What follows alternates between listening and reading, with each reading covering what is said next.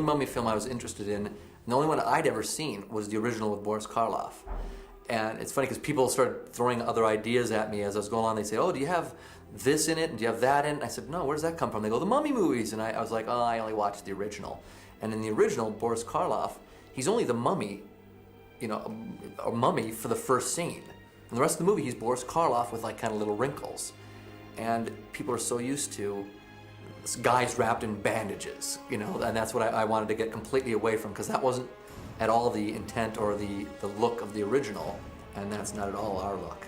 He, from the very beginning, said, I don't want this to be like a mummy movie like we've seen in the past with the shuffling guy in bandages. This guy's got to be mean, he's got to be fast, and he's got to be dangerous. It's a movie for the 90s. And I said, okay, great, we can do that.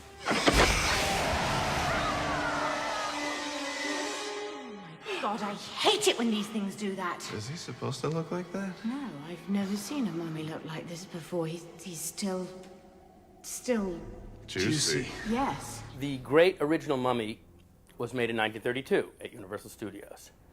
And it, of course, inspired many sequels. There's a whole line of British movies that actually did it a lot of justice in their way. And it's really been fun to bring that character back to Universal Studios. Yeah, we really are very proud of the fact that we're working on something that's considered to be a classic. You know, you just don't go out and remake a classic without putting everything you've got into it. And we've looked at the 1932 Mummy. We have a good understanding of what made that story great in the first place. It was the one horror movie as a kid that scared the hell out of me. All the other ones, like Frankenstein, he was kind of tragic and sad, and Dracula was sexy and kind of cool. But the only one that really scared the hell out of me was The Mummy. I don't know what it was about it, but it just petrified me as a kid, and I always remember certain moments in The Mummy. I probably saw it when I was like 8 years old on the television in black and white, and I've never forgotten it. I knew that being able to draw from that genre of filmmaking and couple it with what we have at our disposal here and today, given the advances in computer-generated technology and the wonderful things that ILM can do. I think we recreate the Mummy as a fierce and unique and somewhat sympathetic character. ILM has been there from the beginning. They've created most of this technology. They know what can be done, what can't be done, and you can be assured if you give something to ILM, they'll solve it. And then there was light.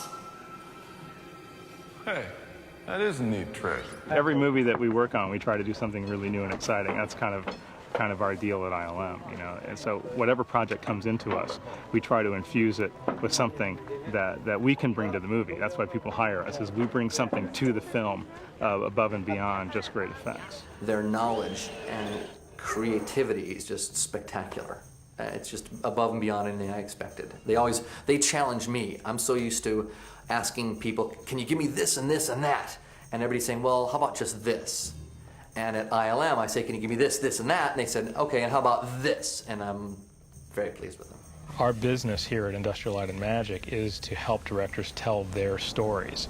And so it's a bit of a fine line as we try to figure out what we have to bring to the table that's directly related to what they want to tell in their story, without letting the visual effects dominate their story or take over their story or redirect their movie for the sake of visual effects. We always want the visual effects to serve the movie. This is a tremendous opportunity for us to do that because it's such a rich tapestry to work with. The entire design of the Mummy and what we're doing with, you know, the various stages of the Mummy and the various mummies, it's very 90s. It's a lot of CG work. It's not a guy wrapped in bandages.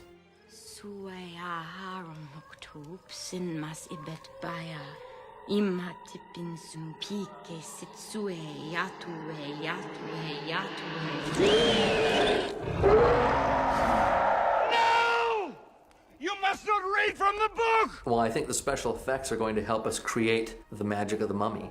The creature, like I said, he's not a guy wrapped in bandages. This is an actor working with ILM, hand in glove. One of the advantages to having a creature like this designed in-house by a character design group within ILM is that we have a close working relationship with the animators and the model builders and all of the CG development team, who are putting this thing together, and we consult with them very regularly so that there's a real nice creative and technical complementary relationship between the two sides.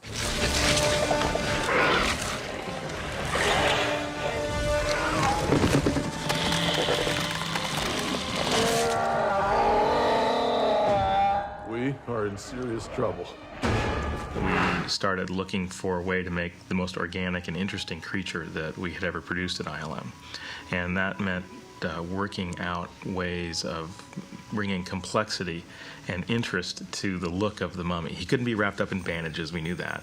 He couldn't be really gory and awful and sort of slasher film-like. We knew we didn't want that either. So we had to find somewhere in between that had all this really interesting and sort of nightmarish character, but not go too far with it.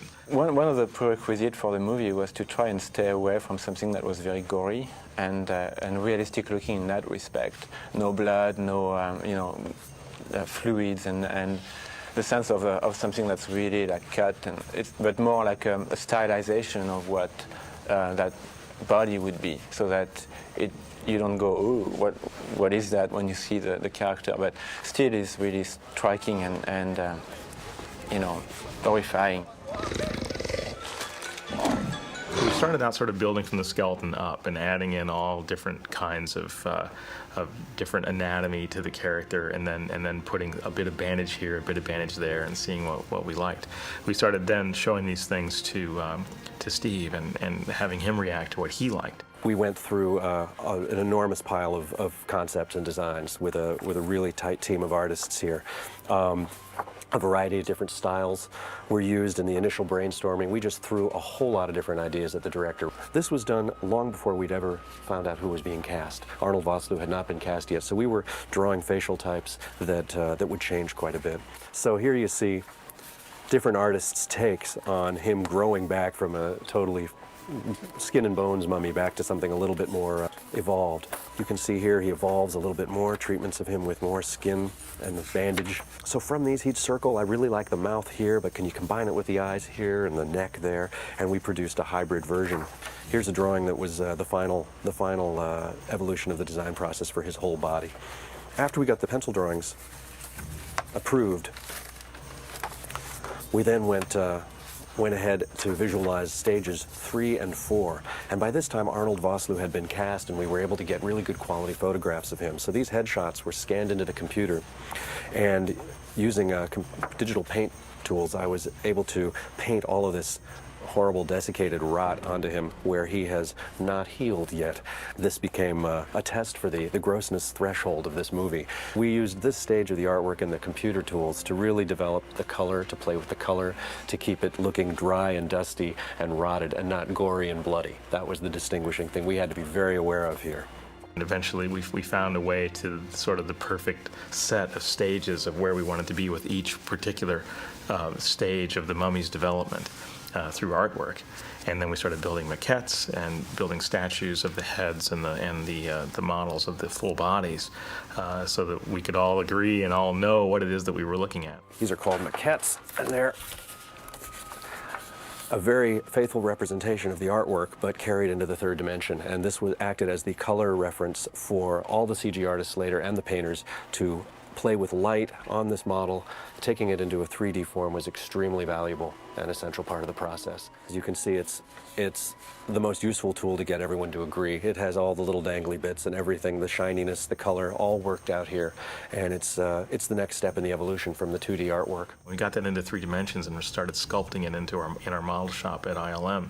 Then we really got a sense of who this creature was, and we could take it to Stephen and say, okay, here's your guy, what do you think? And when he said, that's the guy I want in the film, then we started building him in the computer.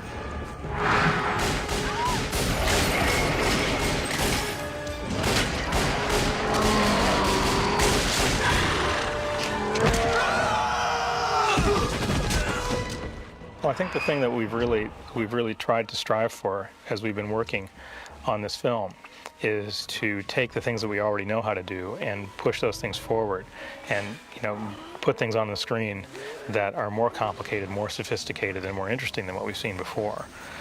human motion, we're moving in that direction. We're trying to find ways of doing it better and better. It's amazing how much understanding of anatomy you end up with working on a show like this, because it's got to be as real as you can make it. I mean, granted, it's a fantasy character, he's a monster, but it's got to be as real as you can get it, and that's one of the things that makes it believable. There's so much detail in creating a human form in movement.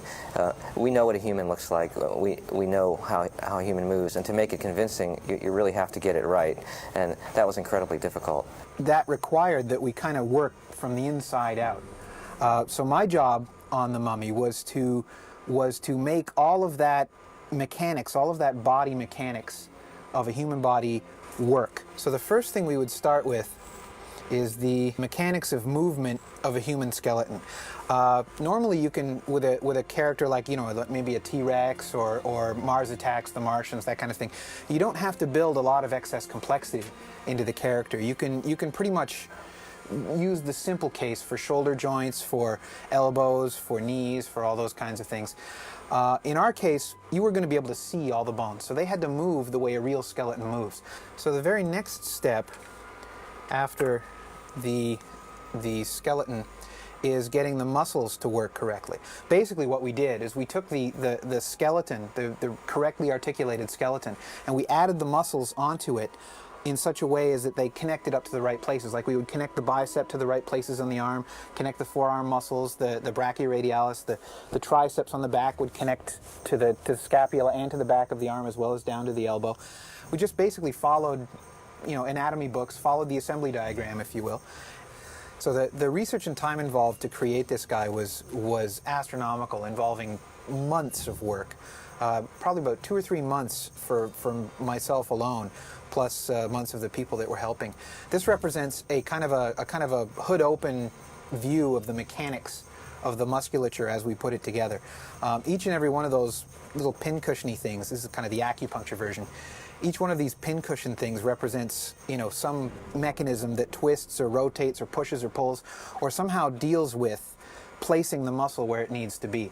One of the things we could not do with this particular creature is we didn't have the software as yet or the calculating power to figure out the collisions for each and every muscle surface against each and every other muscle surface. So rather than going and making something that was physically exactly scientifically accurate, we had to make something that looked physically and scientifically accurate, something that would fool the audience. I mean, it's movies after all, we're not making a medical film. So we just had to fool the audience into thinking that the muscles were moving and colliding and not, penetrating through each other and flexing and pulling and that kind of thing.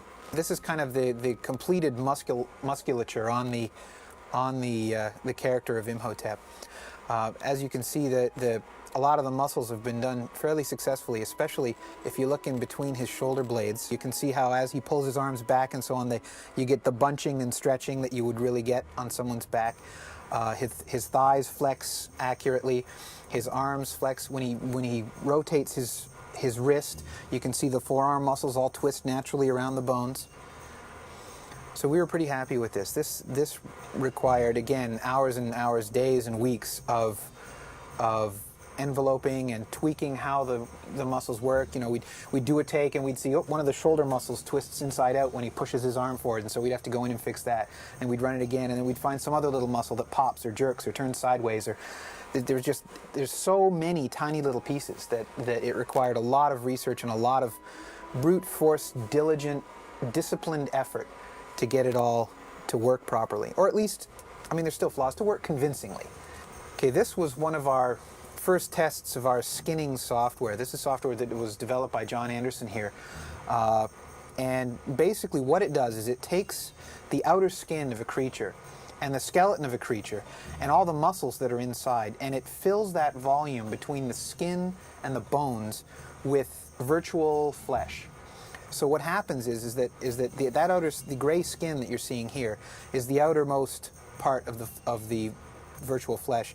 The bones would be the innermost part, and then all the muscles, which I built and animated and made move properly, are embedded within that flesh. So what that gets us is that the skin stays over the muscles and the bones without us having to do anything other than put it there. See, the movement on gray skin, none of that's coming from any kind of animation other than procedural animation coming from the software. And this is particularly fun if you look right in the corner of the elbow. This is something that we weren't even necessarily expecting, but we got for free. You'll notice that it crinkles at the elbow, and it even kind of crinkles sort of like skin crinkles. You can see those three little creases that form. And that just happens because the dynamics in the simulation, the procedural animation, are accurate. One of the trouble with conventional methods for creatures is that if you put lots of layers over top of each other and then move them around, they'll pop through and they'll show through and then they'll pull back, and it really gives itself away as CG. Whereas with this, the skin stays over the muscles and the bones, and you can actually see muscles and things sliding underneath the skin, and we don't have to actually do it the hard way. We don't have to fake it. It just happens. When you're looking at creating something like that on a computer, you say, okay, are we going to build this as a model, or are we going to paint some of this? And there are ways that we pushed I think the limits of what you can do in using not just the geometry but paint on top of that geometry to create what looks like more wrinkles and folds in the skin, and it's actually painted so that you're in effect modeling using paint, I suppose. And so we were sort of doing things that came pretty close to breaking the renderer in terms of the way that you actually create the final image for the screen. We were riding the edge there, that's for sure. People at work were saying, "You guys are crazy, I can't believe what you're doing." As the project evolved into the CG team's participation, I would create more detailed artwork that would guide them in all of this detail, all of this rotted, desiccated, webby stuff here. And this was the work of, the collaborative work of the modelers and the view painters. The view painters played a really critical role in bringing all of this detail to life, and that's something that was really pushed on this creature more than just about anywhere else that I've seen, is this fusion of computer geometry with more than just texture maps on top of it, but all of this webby, transparent stuff being achieved in the view paint process with transparency maps and displacement maps to give it a 3D feel. It would have been far too time-consuming and costly to model in geometry every one of these things in the computer, every one of these little strands. So a compromise had to be reached where certain larger muscle shapes were modeled in the computer and linked or rigged to the skeletal, the digital skeleton, and then the view painter came in and, following this artwork as a guide and inspiration, would hand paint, really sort of continue this concept painting digitally into the real creature itself, complementing the muscle geometry. He has to be just as detailed on the inside as on the outside levels as you go through, because you never know where he's going to be revealed or where he's going to turn, or someplace that might be in shadow in real life that we'll pop a light in to enhance it and make it more obvious that there's holes. We started out with a really dense creature, thinking that we wanted him to appear as powerful and strong as we can. But once we started punching some holes in him and seeing through him, we realized that was even more interesting. It gave him a more mummy, scary creature feel. So then we started taking out his lungs, his heart, and all the stuff that we had put in there originally, because it was more interesting to be able to see through him, and still, with his movement, make him look powerful.